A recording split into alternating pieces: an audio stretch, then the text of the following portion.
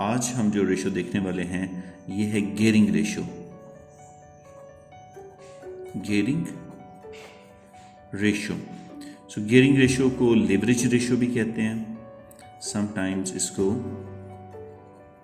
Leverage ratio. American books उठाएंगे तो वहाँ पे लेवरेज रेशो लिखा होगा, ब्रिटिश बुक्स लेंगे या ऑथर्स की पढ़ेंगे तो वहाँ पे गियरिंग रेशो लिखा होगा। एक और इसके लिए वर्ड भी यूज़ होता है, उसको फाइनेंशियल, इससे पहले फाइनेंशियल लगा लें, फाइनेंशियल लेवरेज रेशो या फाइनेंशियल गियरिंग रेशो या सिंगल आपकी गियरिंग रेशो। तो ये बेसिकली आपका जो कैपिटल एम्प्लॉयड है उसमें डेट क्या कितना प्रोपोर्शन है उसको देखने के लिए ये रेशो जो है ना वो फाइंड आउट की जाती है। और नॉर्मली जो आपके लैंडर्स हैं, बैंक्स हैं, जिन्होंने आपको लोन वगैरह देना होता है, वो इसमें ज़्यादा इंटरेस्टेड होते हैं इस रेशो को मालूम करने में। तो यहाँ पे fixed charge capital over total capital या capital employed, capital employed into 100। तो हमने प्रोपोर्शन देखना है कि जो फिक्स चार्ज कैपिटल है वो टोटल कैपिटल एम्प्लॉयड के कितने परसेंट है। सो यहाँ पे मैं इसको एज्यूम कर लेता हूँ कि ये है 30%। 30%। अब इसको आंसर को कैसे आप इंटरप्रेट करेंगे कि what is meant by 30%। So your fix interest charge capital is 30% of your total capital employed. अब वन बाय वन इसको डिस्कस कर लेते हैं। फिक्स चार्ज कैपिटल कौन सा होता है? ये आपके लोन्स हैं, लॉन्ग टर्म लोन्स हैं और डिबेंचर्स हैं,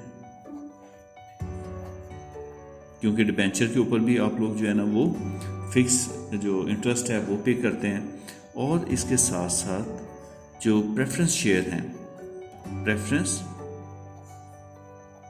प्रेफरेंस शेयर कैपिटल जो आपके रिडीमेबल हैं, नॉर्मली वो रिडीमेबल ही होते हैं, तो रिडीमेबल जो प्रेफरेंस शेयर हैं ये भी आपका फिक्स इंटरेस्ट चार्ज होता है, क्योंकि आपने एक सर्टन परसेंटेज के साथ हर सूरत में इन्हें डिविडेंड जो है ना वो पे ऑफ करना होता है अगर ये जो है ना वो क्यूमुलेटिव हैं।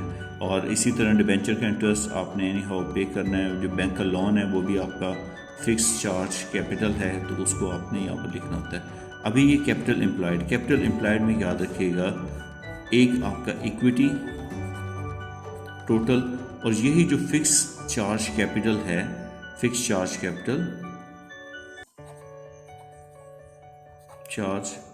कैपिटल ये भी बीच में शामिल हो जाता है। तो इन्हें ऐड करें तो कैपिटल एम्प्लॉयड बन जाता है। कैपिटल एम्प्लॉयड का वैसे भी आपको फॉर्मूला आता होगा, total assets minus current liabilities. तो करंट लायबिलिटीज को इसमें लेस करें तो आपका जो है ना वो जो कैपिटल एम्प्लॉयड है CE आ जाता है, कैपिटल एम्प्लॉयड। और इसके अलावा इसका फॉर्मूला जो ये मैंने लिखा हुआ है, इसके अंदर equity plus long term liabilities या नॉन करंट इसे बोल देते हैं, नॉन करंट लायबिलिटीज, ये आपका जो है ना वो कैपिटल एम्प्लॉयड आ जाता है। तो इसमें इसकी वैल्यूज प्लेस करते हैं, फिर देखते हैं कि हमारा आंसर क्या आता है। मैं सपोज कर रहा हूँ यहाँ पर 8000 हमारा जो है वो $8,000 टोटल फिक्स कैपिटल का था, और जो कैपिटल एम्प्लॉयड है वो था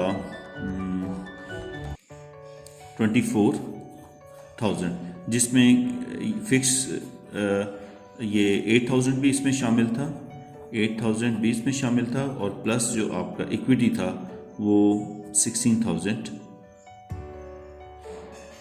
या 16,000 ये आ गया आपका, इंटू 100 करेंगे। तो देखिए ये डेट भी इसमें शामिल है और इक्विटी भी शामिल है। इक्विटी और डेट को ऐड करेंगे, कैपिटल एम्प्लॉयड बन जाएगा। तो fix charge capital divided by capital employed into 100, तो ये आपका आ गया 30%। सो 30% आपका जो है ना वो डेट है in your total capital, in your capital employed. So ये लीवरेज रेशियो जो है ना वो है, debt is 30% of total capital या कैपिटल एम्प्लॉयड। तो जितना ज़्यादा हायर रेशियो होगी, इसका मतलब है कि आपका जो डेट है वो इक्विटी के मुकाबले में उतना ज़्यादा जो है ना आपने इन्वॉल्व कर रखा हुआ है, एम्प्लाई कर रखा हुआ है। तो हायर रेशियो जब रेशियो होगी तो आपका रिस्क भी हायर हो जाएगा, ज़्यादा इंटरेस्ट कंपनी को पे करना पड़ेगा। Lower is better, right. जैसे अगेन मैं एग्जांपल गाड़ी की देता हूँ कि हाई गियर में होगी तो ज़्यादा स्पीड से गाड़ी चलेगी, एक्सीडेंट के ज़्यादा चांसेस हैं। लो गियर में होगी तो गाड़ी आहिस्ता चलेगी और उसके लॉसेस के चांसेस, एक्सीडेंट के चांसेस कम हैं। तो इसको हम जो है ना एक पाई चार्ट की मदद से भी समझ लेते हैं।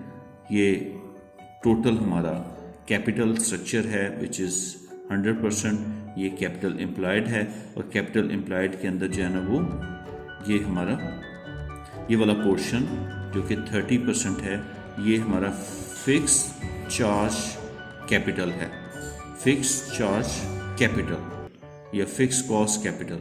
ओके, सो ये हमारे पास जो है ना ये या डेट कह लें। तो बाकी कितना रह गया, ये 70%, ये आपकी इक्विटी है, इक्विटी या ऑनर का अपना पैसा। तो लो गियर कहेंगे जब आपकी जो इक्विटी है, इक्विटी और डेट की रेशो कुछ ऐसे होगी कि अगर ये या जैसे 70 या ये 30 है, इसे लो गियर कह लेंगे। 50 और 50 अगर हो तो इसको जो है ना नॉर्मल गियर, और अगर ये रिवर्स कर लें आप, फॉर एग्जांपल इधर आप 35 कर लें, इधर 65 कहें, ये हाई गियर जो है ना वो कहलाएगी। इसके अंदर इंटरेस्ट चार्ज ज़्यादा होगा, ऑर्गेनाइजेशन को ज़्यादा ख़तरा है कि अगर सेल्स ड्रॉप होती हैं तो उसको फिर जो है ना एनी हाउ वो तो इंटरेस्ट तो देना ही देना, तो इसलिए वो हाई गियर में हाई रिस्क जो है ना वो आ जाता है। तो आपका जब एक डेट ये जो आपकी गियरिंग रेशियो है ये हायर होगी तो आप जब लोन लेने जाएंगे बैंक से, वो आपको ज़्यादा नखरे करेंगे और आपको महंगा कर्जा जो है ना वो मिलेगा, राइट। तो it was your gearing ratio, और इंशाल्लाह हम मिलेंगे नेक्स्ट वीडियो के अंदर नेक्स्ट रेशियो के साथ। स्टे ब्लेस्ड एंड अल्लाह हाफिज़।